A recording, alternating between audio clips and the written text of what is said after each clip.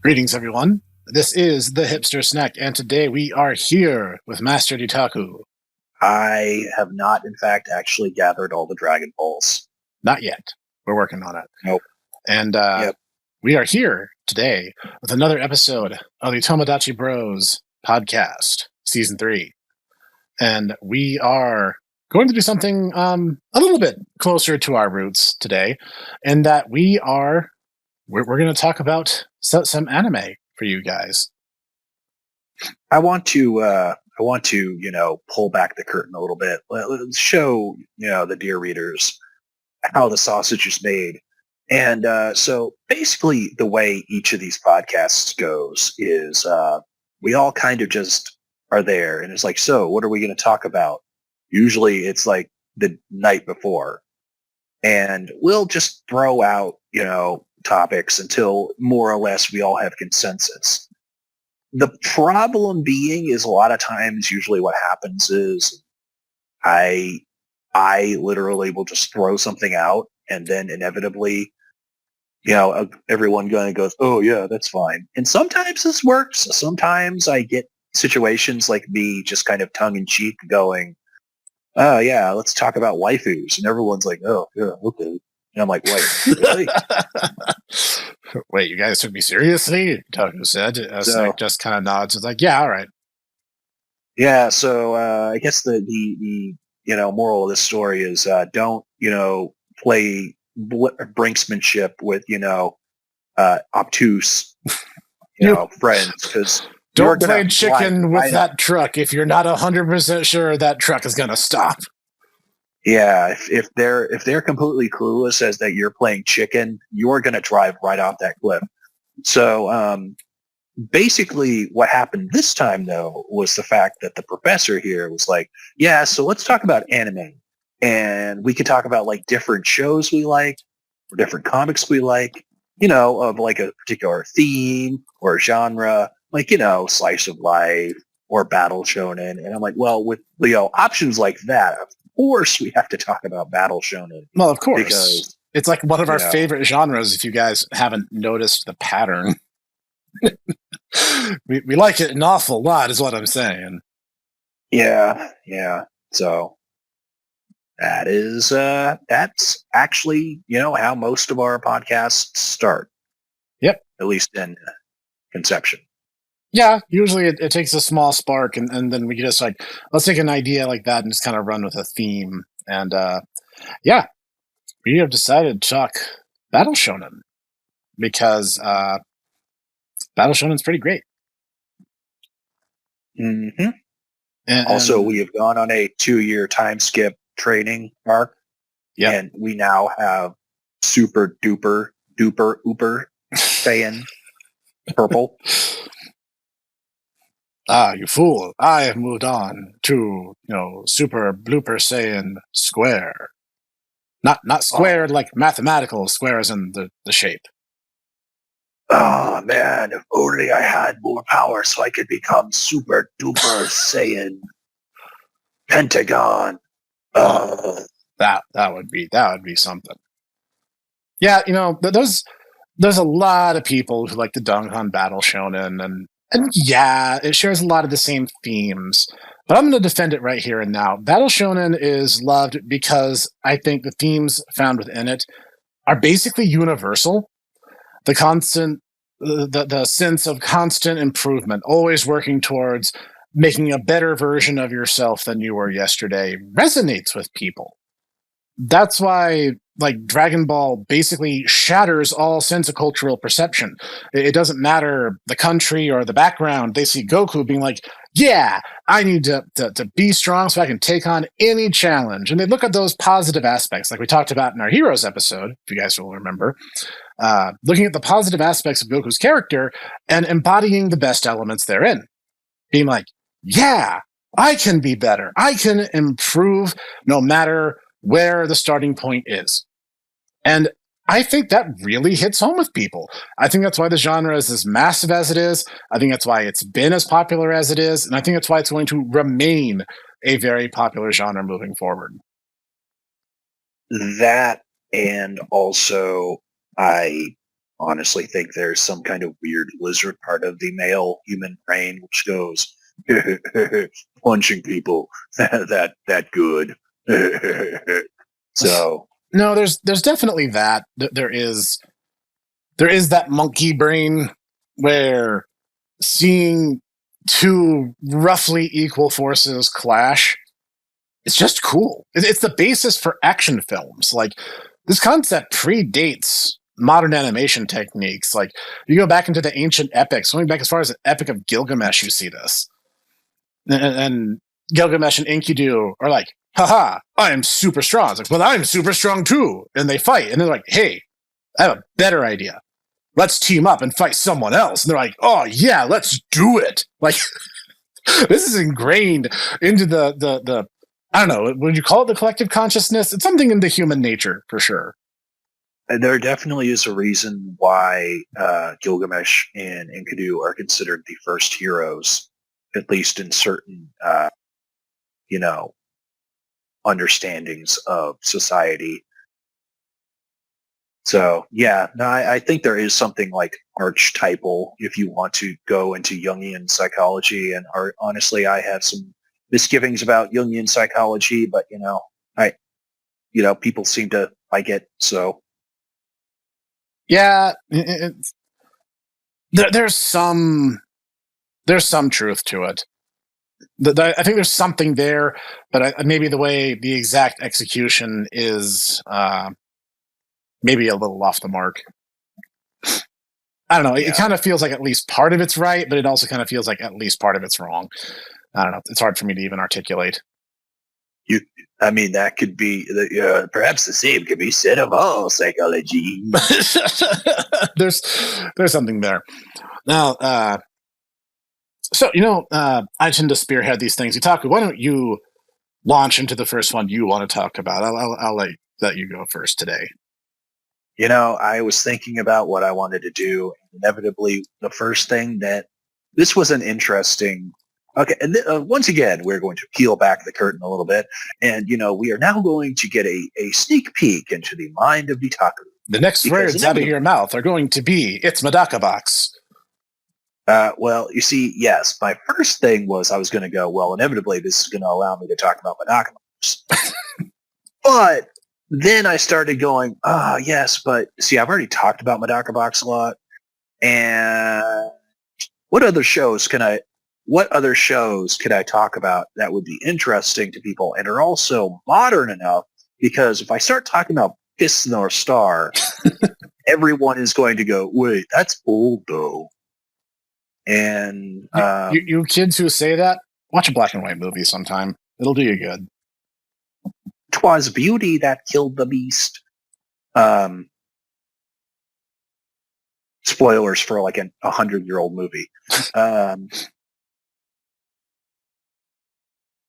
so I started thinking about things, and I inevitably came down to My Hero Academia, Black Clover, Jujutsu Kaisen. And Jujutsu Kaisen actually gave me pause because I'm like, I really wanted to get into the show, but I never got into it because inevitably what happens is I go and I watch it and Gojo shows up. And Gojo is the most annoying character because he basically is like do everything man. He is just so overwhelmingly strong that it's there are no stakes in any of the battles because it's even if the main characters can't win, there's Gojo. He's right over there, with his blindfold because I can't see you because if I look at you, I'm too strong. And it's he'll just be able to take care of whatever it is. And on top of that, no one can actually touch him because his ability is inherently just a Zeno's paradox, where effectively you just have to go an infinite amount of distance in order to actually hit him with any sort of malicious intent. So yeah, I'm I really wanted to like it, and I like some of the powers, but yeah, I don't think I could ever actually really get into Jujutsu Kaisen, which is unfortunate because I actually really, really like the art style. Yeah. And as I say, some of the powers are really cool. One of the things I really dislike in a lot of things is just inevitably when it comes to like powers, inevitably what they'll do is they'll like, oh, elemental manipulation. And it's always the same elements. And it's always just, I can move them or I can generate them. And they never do anything interesting with this. And the character, the example of this that I really dislike is your favorite One Piece character, Port Castillace, Mr. Fire Fist himself. Yay, Mr. I make fire. Do you do anything interesting with it? No. More like, do you win any fights? No. So you're the Kukulin of the series. No, seriously, he never wins any fights. He's supposed to be this incredibly powerful guy, and he's incredibly popular, and he never wins any fights. It's actually really funny. Yep. And all he does is just, I shoot fireball, and that's it. Like, that's his one move. And I mean, you can literally turn your body into just infinite fire. There are so many cool things you could do with that. And yet, yeah, all he does is just, fireball. That is incredibly sad. But speaking of that, the show I wanted to talk about, dare I say, is probably Noodle's favorite battle shonen. The way I see Fist of the North Star, although, I mean, he probably sees Fist of the North Star and Medaka Box the same way as I do, is this is probably his favorite show. Or comic, rather, because it never actually has gotten a animation. Although it really, really deserves it. It is really good. And it's one of the best, like, coming-of-age stories I have ever seen. It is Lucifer and the Biscuit Hand. And this sounds crazy as a name. The actual Japanese name is like May Reign of the Planets.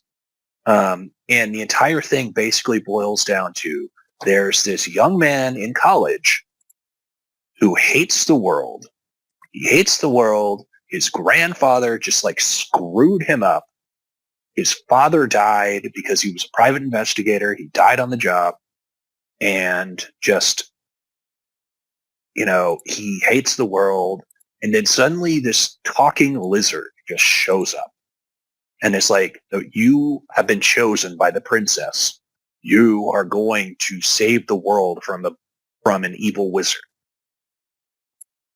And then he gets attacked by this weird, amorphous, like, seemingly made out of clay. It actually is made out of clay. We later learn golem that just starts attacking him.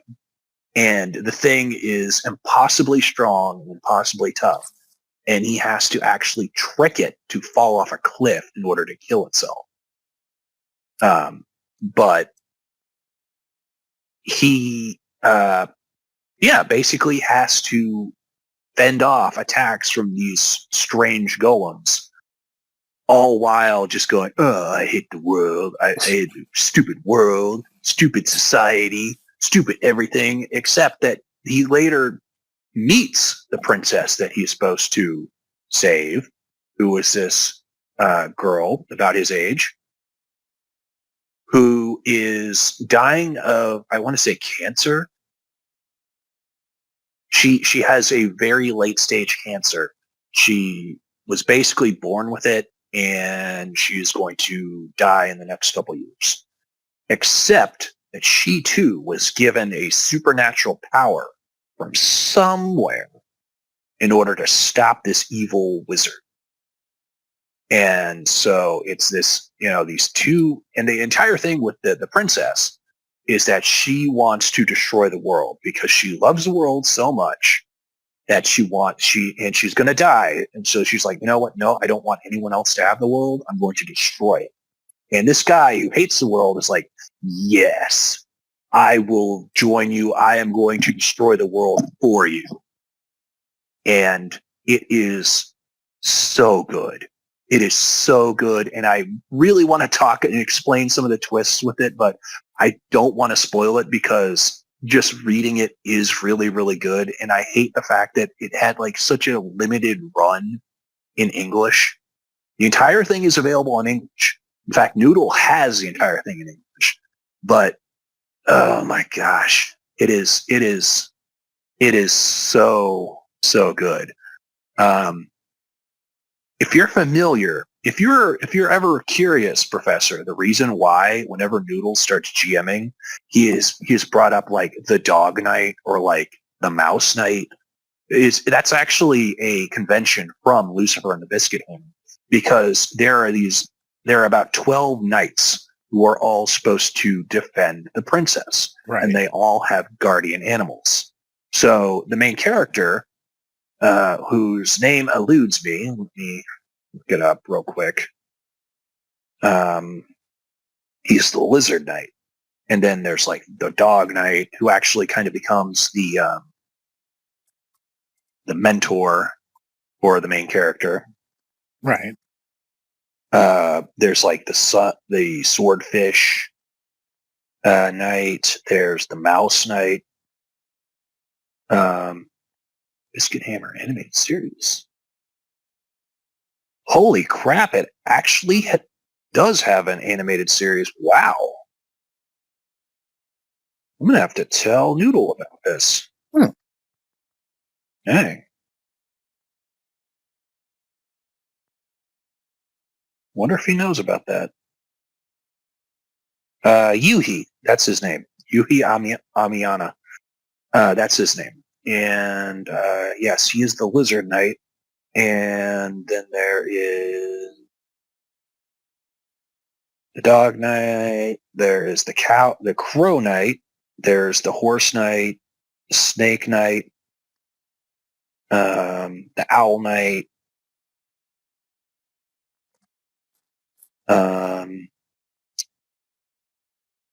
Oh yes, the Owl Knight. Beware the owl.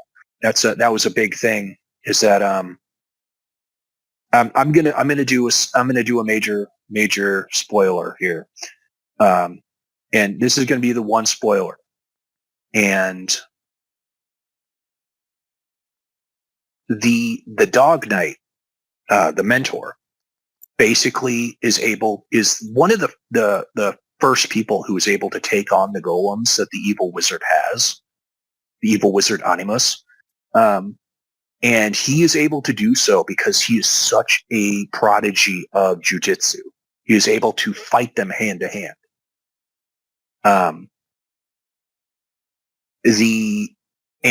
The reason why he wanted to do this, or the reason why he is doing this, is because when he was young, he wanted to basically become. There's like a knockoff version of Kamen Rider that they have, who's called Parrot Man, and he wanted to become like Parrot Man. The thing is, though, is Parrot Man could fly, and so he tried to fly when he was like 6. And he has this situation later where he's like confiding in you. He's like, humans can't fly. But he also confides that he wants to be a hero because when he was very, very little, he had this dog, and the dog was like his best friend. He loved the dog. They did everything together. And he was playing with his dog, and there's a little girl who's in the road, and he was trying to save her because there's this truck coming, the stereotypical situation. Right. And he was like trying to get to the girl, but he freezes up at the last minute. And he's like, I can't get there. And if I try and get there, I'm going to die. But the dog goes and actually, pushes her out of the way just in time. The dog gets hit, but the little girl doesn't. So I want to say like the 5th or so golem actually has a ability that basically the Dog Knight is not able to fight hand to hand, but he pushes Yuhi out of the way. And, he's dying because he literally has gotten like speared through his chest. And he sees, his dog, and he's like, I finally did it. I too am a hero. And he dies. And I'm like, oh, dang. But, honestly, that really is just that just is Lucifer and the Biscuit Hammer. It is just, really, really good, really sad emotional moments. But that being said, do not worry. The world ultimately is not destroyed. It has a happy ending, but it is a very sad, sad story. A lot of people die. But I would say it is not like Game of Thrones where everything is just very callous. The deaths have weight to them, which is honestly kind of my misgiving about, J.R.R. Tolkien, George R.R. Martin. Tolkien, no. Martin, yes. So, yes. Lucifer and the Biscuit Hammer. Very good. Actually, apparently has a animated season. What's one season, but then again, the manga series is not terribly long. It was only like 10 volumes. So, yeah, 26 episodes. You could easily fit the entire series in. Good stuff. Give it a watch. I'm sure it's good.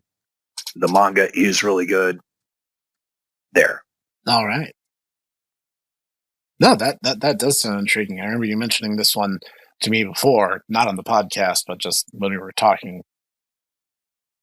Now, oh, it's good stuff. It's good stuff. Actually, sounds like it. Yeah, and it's funny because you can kind of tell it's a little bit on the older side, and you can kind of tell because like at the very end of the series, there's like a magical girl series that the characters watch, and you can see that there are like nods to like Tenga Toppa and Lagan, like a lot of like mid-aughts anime at that point. And if you're in the know, then you're gonna go, oh, I know that. Well, I feel old now, but yeah.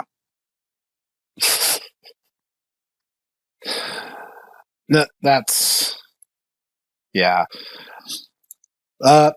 My first one I wanted to talk about. I've already told you this, Tutaku, but the people at home. There is this little magical man. His name is Hiro Mashima.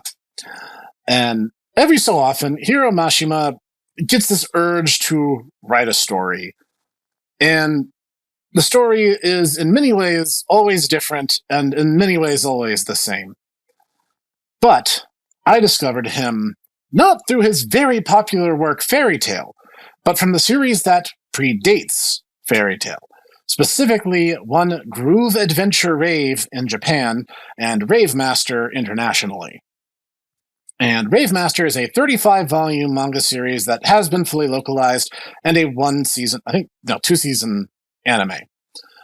And, which is unfortunate because they basically got the first third of the comic. And that's it. And they just literally stopped right in the middle of the second major arc. Yes. Yeah, and it's like things are actually, that's when the story gets really good, I'd argue. Yeah, things get much more interesting. Because, like, here's the thing. If you start Rave Master and you read, like, volumes 1 through, like, 10, you're probably going to be like, this is just generic. It's not very good. It doesn't really, like, do anything new or creative. Okay, I can see that argument. I think you're kind of wrong and maybe a little overly presumptuous, but the first arc is a little good guy fight bad guy kind of storytelling.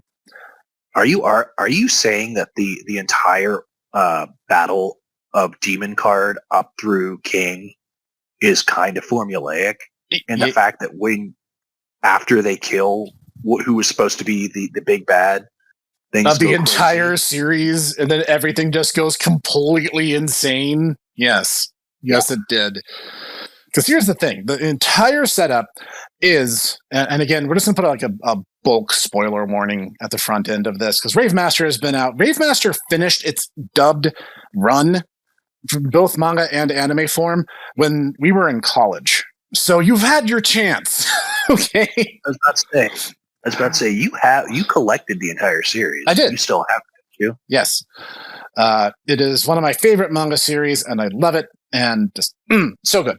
You see, it starts off with there's a lot of music references, Rave being just the first. And you start off on Garage Island. And on Garage Island, there is this doofus. This doofus is Haru Glory. And he lives with his sister Catalia, with Nakajima, the sunflower man plant thing that lives on the side of Haru's house.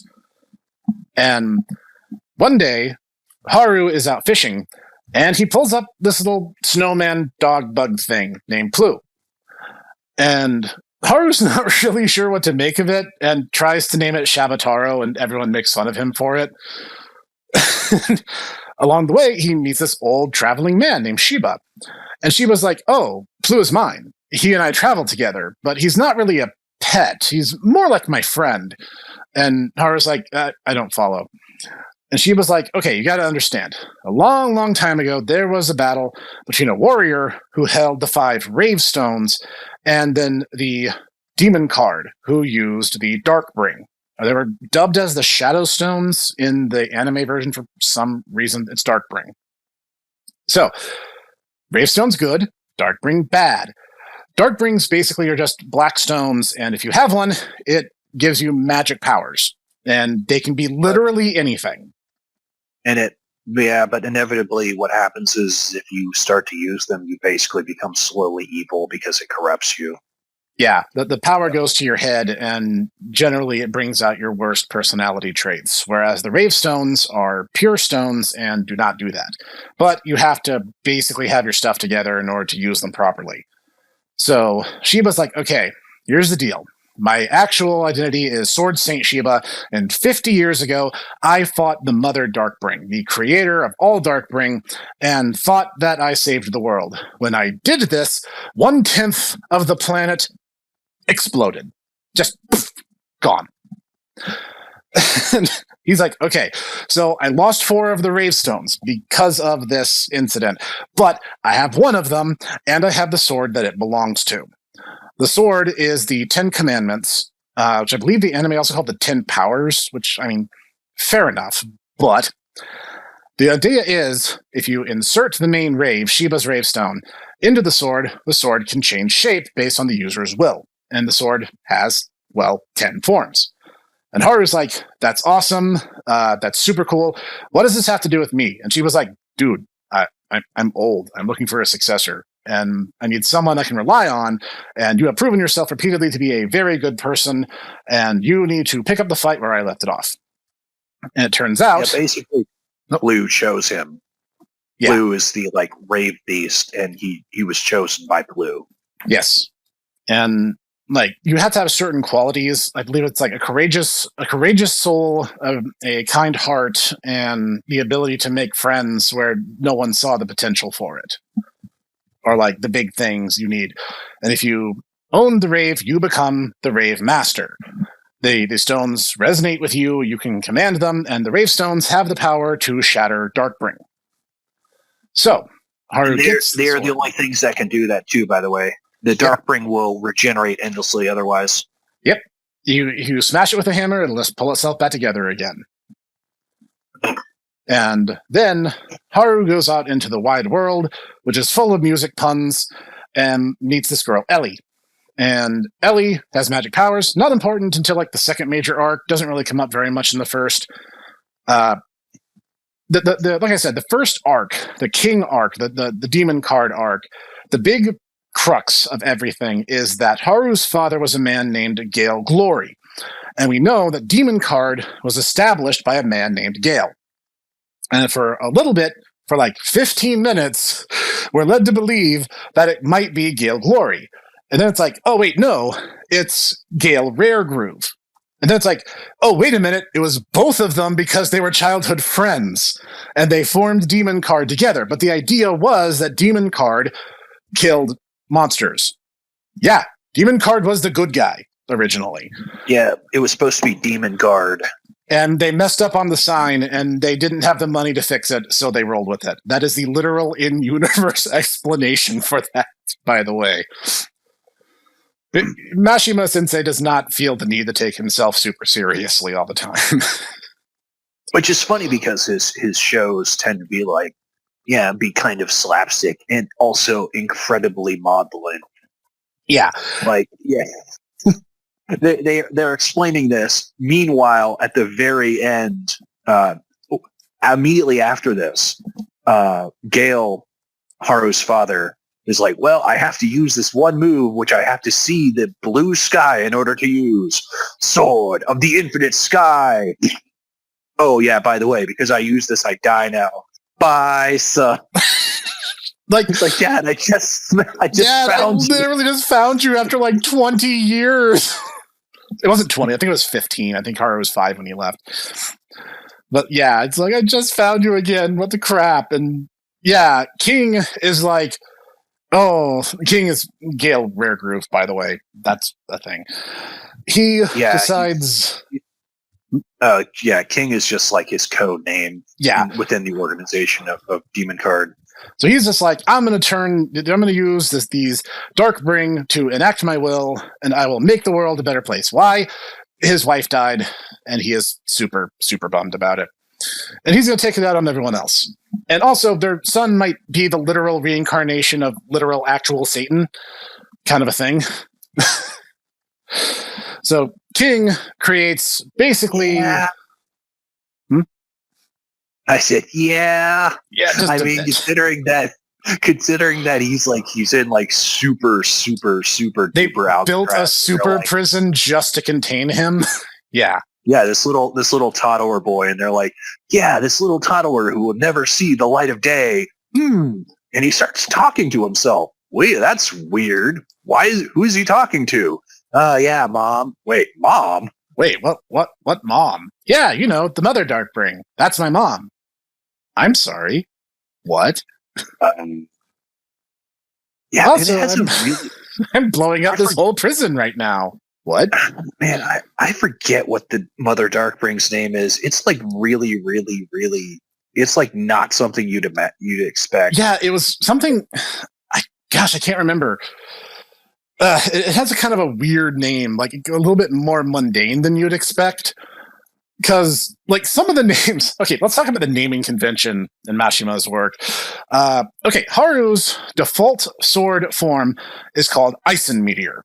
And it's just a big metal sword. That's really all there is to it. So the first form it gets is named Explosion. Do you know what explosion does? It causes explosions. That's literally all it does. Mm-hmm. And then you have Melforce, the Wind Sword. Sinclair. That's it. Oh, Sinclair. That's right. It's Sinclair, yes. So he gets Melforce. What does Melforce do? It's a wind blade. Why is it named that? Well, are you guys ready for this? You see, he was watching, Mashima was watching Braveheart, and he's like, Mel Gibson. Mel, yeah. Melforce. There we go. Yes, it's named for Mel Gibson. He literally admits it in his author commentary column. This is not the first time he does this, by the way. He has a later heroine who's literally named after Lucy in the Sky with Diamonds. That's where Lucy Hartfilia gets her name from, by the way. Yeah. Nice. And some of the names are definitely stylized. Silpharion is the fast sword that makes Haru move super fast when he uses it. Stuff like that. He's generally pretty good, but some of the names get really, really silly. And it's also clear he kind of ran out of ideas towards the end because he gets a form called Gravity Core. And it's like, oh, yeah, it's like Explosion, but better. So it's like, oh, so he has no point to ever use Explosion ever again. Nope. And then he never uses his Explosion again. Well, I mean, he uses gravity core like once, Yeah, as I recall. because it's actually not long after that he gets the final form of the sword. So like he has no incentive to use the others again. That and also gravity core like almost kills him when he uses it because it just exerts that much pressure upon his body. That one was rough on him, and he didn't like it. But the one that nearly killed him was Sacrifar. The blood drinking sword. And let's talk about literal actual Satan for a minute, because after King dies, King uses a dark version of the 10 powers, and it basically has the same 10 forms except the final form. I don't remember if it ever got the equivalent of Ravevelt, but anyway. Are you talking about Decalogos? Yeah, Decalogos. Yeah. King uses this dark version of it. He really only uses like the first 3 or 4 forms before he's killed. But his son, literal actual Satan, aka Lucia, picks it up and starts learning all the other forms too. And Haru gets one called Sacrifar, where it literally drinks his blood, but it basically enhances every single one of his combat capabilities to its utmost. Lucia can just use Sacrifar flawlessly, because he is already so dark and twisted that the sword doesn't even feel the need to feed off of him. It's like, wow, literal actual Satan, you edgy AF. And he's just like, yeah, I know. I mean, are we even going to get into the part where, the entire second arc of the story literally revolves around, I just wanted to be friends with you. No, you're scary and dumb. Oh, looks like I'm going to have to kill the humans now. Oh, yeah. Let's talk about the Mystic Realm. It literally is Undertale, what would actually happen in Undertale, because it literally is Masriel, like, going to the humans being like, I'm going to be friends with you. Oh, well, I'm going to beat you up. Ah, man, looks like I'm going to become Satan now. Yeah. And it's like, Pumpkin Doryu is the second major arc villain. And it's revealed there's this whole continent just full of weird demi-humans and dragons and elves and all sorts of crazy stuff. And they're like, oh yeah, that whole, like, the Mother Darkbring blew up.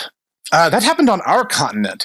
And it wasn't 10% of the planet. If there was an explosion that big, it would literally have knocked the Earth off of its axis, and it would have ruined the seasons across the entire world and caused untold devastation. It was much smaller than that, but it was right in our cause. No, it did. I mean, it did. It did cause untold devastation, but to the Mystic Realm. But the humans don't live in the Mystic Realm, so nobody cared. That's literally why it happened that way. No one cared to count the Mystic Realm towards the greater mass of the Earth, so they just assumed it was 10% of the planet. I mean, also, wasn't there like a giant, like, wall of storms surrounding that continent? Yeah, they had to get like Ruby had to upgrade Haru's airship thing to even get it through, and Musica and Ruby basically had to pilot it through the storm to even get there in the first place. Yeah.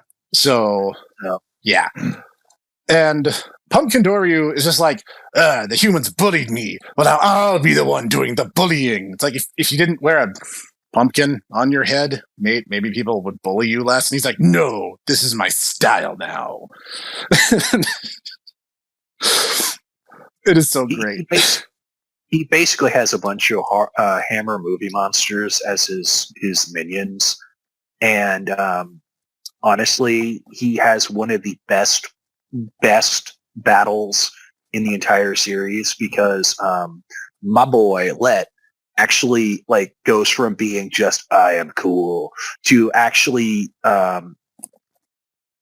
basically getting a character, like an actual personality. When it's revealed that the entire reason why he is like wandering around is because he's trying to avenge his supposedly dead wife. Except it turns out, no, she's not actually dead. And and so she tags along with him. And so they have this one guy who's basically a giant lecher, and he's just like, women are lesser than men, and they only exist for our pleasure. And at which point she just rips off her shirt and goes, "Is it? You really think that is this? You think I'm all I'm good for?" And the dude basically just collapses from that. He's just utterly shocked.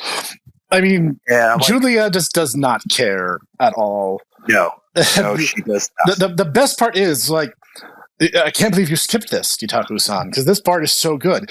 Let meets his old rival back when he lived in the Dragon Tribe. And the thing with the Dragon Tribe is you have a dragon spirit inside of you, because normally Dragon Tribesmen look like normal everyday humans with, like, mild modification. But Let looks like a big lizard man. And he's like, my sorrow kind of overwhelmed me. The dragon spirit took over. When the dragon spirit wins, you look like this until you can do something about it. So Let's rival shows up, and he's like, haha, I am so much cooler than you, Let. And you see this giant actual European dragon I'm riding on, and Let's like, yep, kind of big, kind of hard to miss. He's like, oh, that's your wife. Like, literally, that's just literally your wife under mind control because I stuffed a Darkbring in her. And Let's like, yeah. You know what I'm going to do? Yeah. I'm literally going to tear my own heart out as a sacrifice to the dragon god and be like, use me as your vessel so that I may become destruction incarnate. The dragon god just goes, lol, okay. And so, yeah, as he's dying, he sees his wife transform back into a person. Yeah, as he gives her, because he gave her this, like, cure everything panacea. But then she proceeds to, as he's dying, and he's like, oh, you're safe, good. She proceeds to kiss him, so he gets the panacea too. So his heart is regrown, and he's like, oh, well, okay. This is a little embarrassing. And the funny thing is he actually performs this move again against the final boss, at which point the dragon god goes, I'm going to let you keep your heart. He's like, I'm so impressed by the fact that you have the guts to even do this ritual a second time after I warned you about doing it again. Because I was like, hey, dude, you kind of ripped me off. Not cool. You can't do that to your people's god. And Let's like, lol, I'm going to do it anyway. And he's like, you know what? Fine. That's fine. I ain't mad. I ain't even mad. I'm impressed. And he's like, no, keep your heart. Just do it. Yeah, and honestly, you're right. The battle with Jagan is really good, especially because his Darkbring Yggdrasil has the ability to control trees. And that is such a weird ability. And I think it's horrifying. Like, it turns into legit body horror. Because he's like, I control trees. And Let's like, that's stupid. He's like, I literally just hit you. Yeah, and I planted a tree on your chest. I'm sorry. What? I'm in danger. And like a tree just like grows out of Let's chest, and it's like ripping him in half. And he's just like, Julia, I'm sorry. And Jagan's like, haha, I win. Let's like, I sacrifice my heart to the dragon god. Wait, what? And then Let is punching so fast that whenever he tries to move his tree stuff towards Let again, the wind pressure from his punch is splitting the wood in half. So it's never actually touching him the remainder of the battle. And I'm like, that is so obscenely physically impossible. It just wraps around to absolutely amazing. Hey, man, he's top tier in the fighting game, okay? Oh, God, yes, he is. Yes, I reviewed the GameCube game, and if you play Sieg Heart, you're that guy, and everyone else in the room has every right to punch you. Unless you all play Sieg Heart, in which case all Cain gets raised, and there are no survivors. Probably. You never gave me flack for playing Let. Let has counters. You can beat Let, especially without using Sieg Heart. I think Musica is kind of a hard counter to him because his tornado ability makes him invincible while he's winding up. So, that said, the story goes so far off the rails that the final boss isn't even Lucia. It's this weird time dragon because Okay, it's too hard. It's too much to even explain, even if I took hours to explain this. So, TLDR, the world of Rave Master happens in an alternate timeline. However, the existence of alternate timelines is in itself against the rules of time and space. So, a corrective action is made in its wake, which is a huge stardust dragon designed to eat parallel timelines to stop them from branching off in the first place. That's the final boss of this series. That's how crazy this gets from, generic good guy versus bad guy episodic story arc that we get in part 1. Rave Master is a sorely, sorely underrated series that needs a lot more love. And it's the problem being, though, is that, and I've kind of said this already, at least to you, Professor. Mashima is kind of a guy who only has one story in him, and that is true facts. You kind of see this in all of his shows because you see it in Orage, you see it in Fairy Tail, you see it in Eden Zero. You have an idiot. Although who Eden Zero hasn't finished yet, but I guarantee you this is going to be the way it's going to end. Yeah, it's going to be idiot protagonist with some kind of idiot protagonist with some kind of overpowered ability, missing dad, and then it ends with him fighting some kind of cosmic super dragon. He fights a cosmic super dragon and marries a really, really hot girl. That's how all the series go. But here's the thing. They're all really good. I will say, getting into Fairy Tail nowadays is kind of like getting into One Piece. You know that you're in for a very, very long haul. And I don't know, Taco and I were talking about this the other day. It's like, Fairy Tail is good, but I think overall, Fairy Tail might be a step down from Rave Master, if only because Rave Master seemed to be a little more confident in the story it wanted to tell. Yeah, it's very clear. You can tell basically around volume 10, actually, basically when the Eurasian 6 shows up, you can kind of tell that Mashima changed directions with what he wanted to do. Yeah. But there still was very clearly okay, this is what I want to do ultimately. Even if it, changed how we were going to get there. Right. With Fairy Tail, he just kind of meandered around, and I think he had a very, very strong start. And there were certain arcs that I thought were really good, like the one arc where there's the giant tower, which is basically designed to so we can beat God. We need to keep sacrificing people to this tower. And they're like, oh, yeah, by the way, this tower is actually an ancient weapon that was used by the wizard Zeref in order to terrorize people. Oh, yeah, by the way, Zeref is basically space Satan. Yeah. And that all evil magic was created by Zeref. Except it turns out that Zeref is actually a good guy who just can't help but do this because he was basically cursed thousands of years ago. Fairy Tail's weird.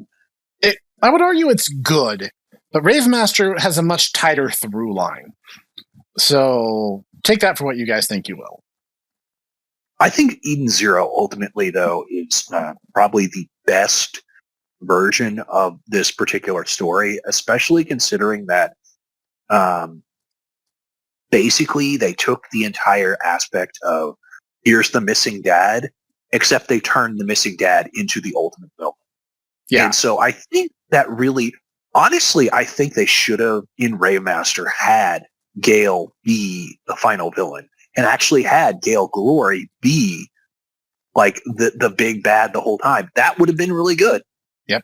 I agree. But, and that's basically what Eden Zero is. It's effectively Rave Master, but in space. But Gale Glory ultimately is the big bad. And he literally is like, yeah, son, so I'm going to go meet God herself and become basically ultimate, master of the universe.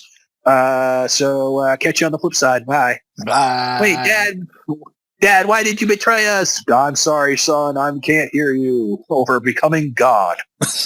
I can't. My reception's not very good because I'm becoming God over here. Bye. Yeah. it's all good. Hiro Mashima Sensei is just an amazing author. I love his stuff. You should check it out. All right, Itaku, Also, I will ping pong the ball back to you then. Oh, I was going to say also Homura is a cute. So. Yes, that's fair. Well, ping pong the ball back to me, you say? Yeah.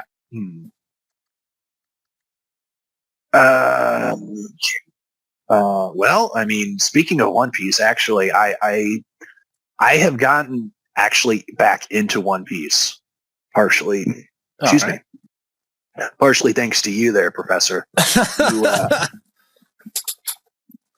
You and me I love to poke fun at it. You and me playing Pirate Warriors. Actually, I'm like, I need to get back into this.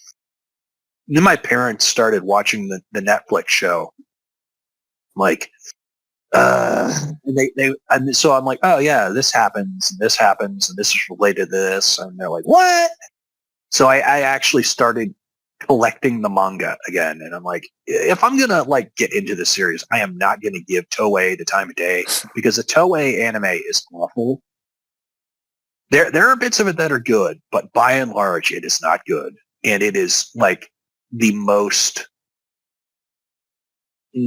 poorly paced thing I've ever seen. I honestly, I will not forgive them for the fact that they took them 15 episodes to get past Nico Robin in Ines Lobby going, I want to live. And it literally is just flashbacks of recycled animation of flashbacks, of flashbacks, of flashback. And they keep repeating stuff. It's, oh my Lord. Yes, we understand. She wants to live. Fight the CP9 already. But we have to drag it out for at least 50 more episodes. Yeah, there's a reason why I really don't like that mission in Pirate Warriors, by the way. Because I mean, like, I'll be there, on my deathbed, and it'll be like, I want to live. I'll be like,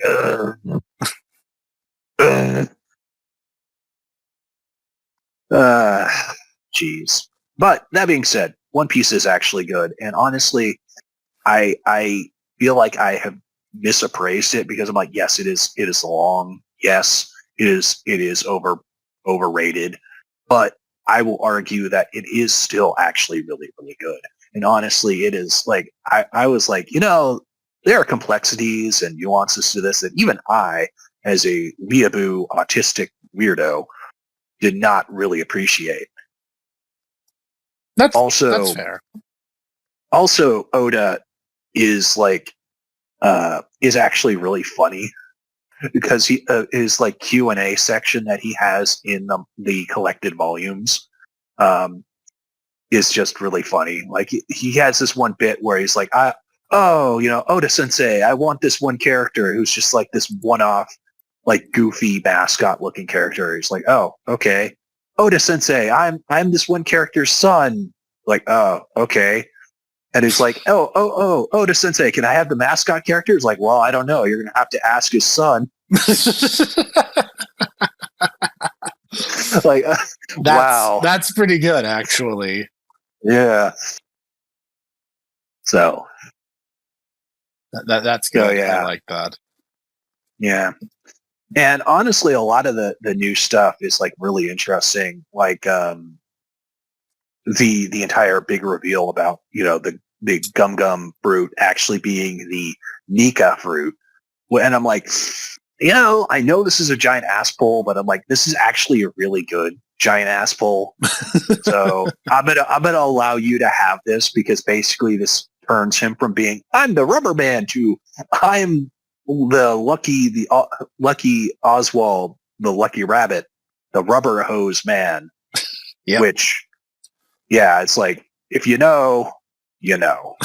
Still pretty appropriate, honestly, given that Luffy is supposed to be a carefree idiot. Mm-hmm.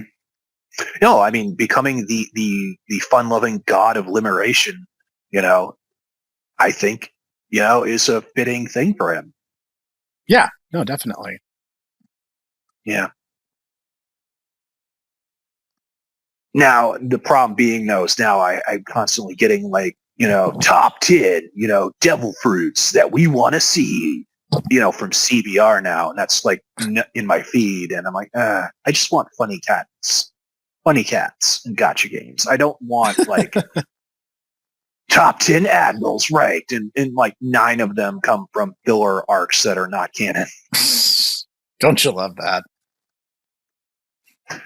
I didn't realize I was looking at a death battle article. Oof. Well, you see, there's 5 turtles, and they're 5 Teenage Mutant Ninja Turtles.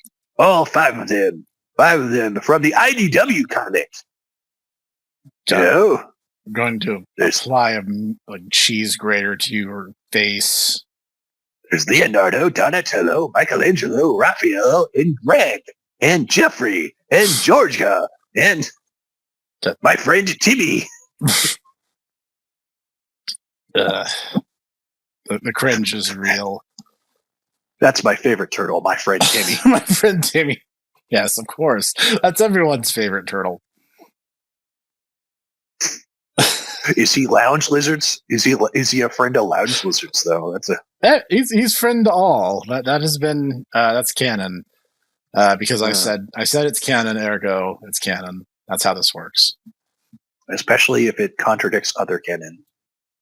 Exactly. Everything is canon, right, especially the parts that contradict each other. All right, so One Piece is good. Right. CBR is not good. Death Battle is really not good. Hot potato, back to you, Professor. Okay. A good shonen battle series. I love a lot of them, and like the problem is a lot of the ones I have gotten into, like My Hero Academia, for instance, is like super mainstream. So like saying, "Hey guys, My Hero is good," is such a cold take that it's just like, yeah, that's why it sells like crazy well every month. I'm not really breaking any ground on that one. And you gotta say something a little bit spicier than that? No, that's it. Like here's okay. You know what? I will talk about My Hero, but in a little bit of a different way. You guys who are fans of My Hero, pull the stick out. Oh my god! Like I've never seen a fandom that self-eats itself the way that My Hero does, aside from like the Metroid fandom. It is absolutely astounding to me. Well, I haven't really kept up with My Hero Academia in a while, so you're going to have to like explain this. So you've seen pretty much at least like the first 3 or 4 seasons, right? Yeah, I think I've seen up to the point. Where did I fall? I fell off about the point that there was the one guy who had his Yakuza. He was like trying to undo the virus that made everyone superheroes. Oh, right. They're trying to like cure quirks. Yeah, and so basically it just got to the point then where there was the new League of Supervillains alongside the one minor guy who had like rubber powers. Okay, so I know whereabouts you are. Okay, a bit after that, there's like this one particular thing like really torqued the fans up, and it's absolutely outstanding to me. This like the My Hero fandom is a self-eating serpent at times, and there's a bit where they're like, "Oh, well, Midori has been working on the shoot style, so he's mostly been relying on kicks and sweeps, but he is trying to like work on getting the ability to use both his arms and his legs again." So they create this new style brace that is specifically designed to work in tune with the way his quirk works, especially now that he has the full cowling skill.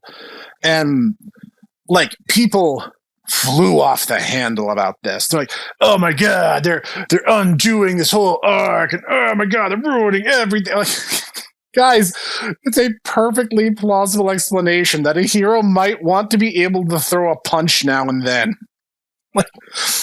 like every decision that they make, it's just bending them further and further out of shape. No, you don't understand. He's the Spider-Man, the 1990s cartoon Spider-Man. He can't throw a punch. He can't show any blood. It's only plasma. I need plasma. Yeah, it's Morbin time. Like, oh my God. It's like, I'm a little bit behind myself. I'm not fully caught up, to be clear. But, like, the whole thing is, as One for All is passed, if the person who inherits it had a quirk, their quirk is added to One for All. So Deku actually has like 6 or 7 different quirks that he's learning and mastering as he goes. And every time one's revealed, the fandom just like splits further into different like forking subsections. And I'm like, it's being released on a monthly basis, guys. This author is working really hard, balancing a lot of characters. And whether you like that or don't like that is, guys, he's trying something different. He does not have Red Ranger syndrome, I'll say that. Like, you get really cool arcs for all these different characters, and he's trying really hard to keep them all fresh and interesting. And sometimes the arcs work and sometimes they don't. On the whole, I'd say My Hero Academia is really solid. It's absolutely worth seeing front to back whenever it eventually does end. Like, I'm not saying it's perfect. He's made mistakes, but like, guys, freaking chill. Oh my God. Like I tried to avoid online discourse, and I don't really join like fandom discords or anything because of stuff like this. And it's like, the thing is, My Hero Aka stayed so unified in the positivity up until like season 4 or so. I think around when Stain first showed up is when you started getting the divisiveness. But it's like, guys, this is still really good. And if you compare it to the Western comics that inspired it, it's really fantastic. I have to ask though, is Mina still around, still alive? Mina, for some reason, I'm trying. The pink horn girl who has yes. Greek ability. Yes. As far as I know, she is still alive and active. I'm okay. Like, the one character who does undergo a major arc, and I'm not going to explain exactly how, because you should read it too, Titaku-san. The girl with the invisibility quirk, she's way more important in the background gag she is in the first couple chapters. Okay. I'll leave it at that. But like, no, it's still really good. And I can understand if you guys are like, oh, well, maybe he shouldn't have done this arc, or maybe he should have done this arc slightly differently. That's fine. I've even seen like really interesting in-depth video essays on why Deku shouldn't have inherited One for All. And it's like, sometimes you guys raise really good points, and I like it when you guys are thinking through it. But at the same time, like, guys, freaking chill. Freaking chill. I think advice. You could just say that about nerds in general. Yeah. I mean, it's kind of the reason why Mystery Science Theater had the one thing about, it's just TV, or you really should. It's just a show. You should just relax. Yes. And it's good to be passionate, and it's good to critique work. But, oh my God, guys. If there's a fandom that needs to take a deep breath and remind themselves of that, I would say it's the My Hero Academia fandom. Yeah. Yeah. Well, I should definitely do that. As I said, I kind of fell off. It's just, a lot of real life happened. No, understandable. I will say, okay, if you guys want to know, my favorite character is the Everyday Woman. There is a character, and I forget exactly what her name is supposed to be, but the kanji for it is supposed to translate as like the ordinary woman or ordinary looking woman. She has a beast quirk where she's like really tall, and it's a little unclear what she's supposed to be. I'll try to call up a picture and put it on screen if future me remembers to do that. Hang on, let me see if I can find her. It's some kind of weird name, and it's a pun on like ordinary woman or something her name along is those. literally ordinary woman in English. Oh, is it? Yeah, yeah, and I can understand why you like her. she's very cute, and there's this bit because like there's a big riot going on for context, and there's all these groups of vigilantes going out and like just attacking people like, oh, these guys have to be villains, we have to get them, and they're just like beating up and assaulting random people, and they see her and they become afraid, and they're like, oh, well, she has to be a villain, look at her, she's like monstrous, and like they start rushing at her, and Deku jumps down and he's like, what are you doing? She's not doing anything. She's very clearly not a threat. And they're like, oh, she looks like a villain. And Deku's like, you could say that about anybody. Do you have, like, what is she doing wrong? Like, what did she do to offend you so much? And they're just like, no, shut up, dummy.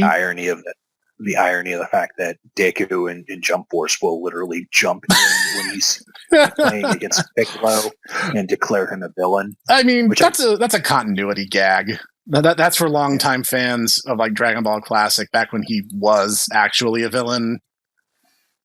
Like that's a mythology gag. I can let that one slide. Oh, that's interesting, and I should get back to it. Yeah, and I think that's sound advice for any fan of manga. Is just like, guys, relax. They're supposed to be called irresponsible pictures. That's literally what manga means. So, yeah, you're not supposed to take that terribly seriously. Yep. So, yeah, My Hero Academia. It is good, no matter what the naysayers say. You know, I mean, it's literally what Spider-Man ought to have been when he's not the emissary from hell. Yeah. You know, you didn't know that Deku is literally based on Spider-Man? Yep. I do remember reading about that. I think I saw something, I think it was an interview that the author gave, and he was like, oh yeah, I love old school Spider-Man, so like Deku is basically that. And I'm just like, nice. No, I mean, you look at the Stan Lee Ditko run of Spider-Man, it's really good. Yeah. So I respect that.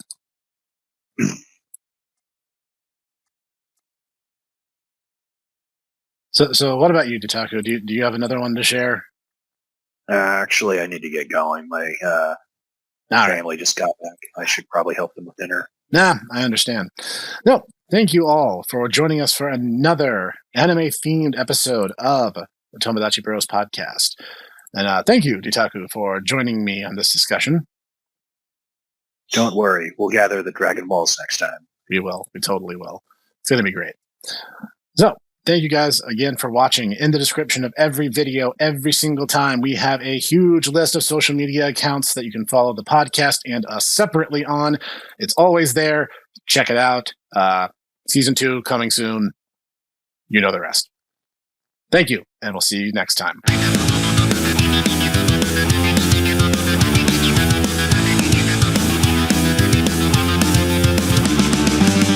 Thank you for listening to the Tomodachi Brothers Review Podcast, produced and recorded by the Hipster Snack, Ditaku, and Cog.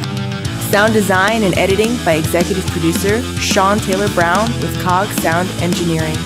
Music written and performed by Sean Taylor Brown with Costas Vaz of Core Insight Studio on the drums. We hope you enjoyed this episode.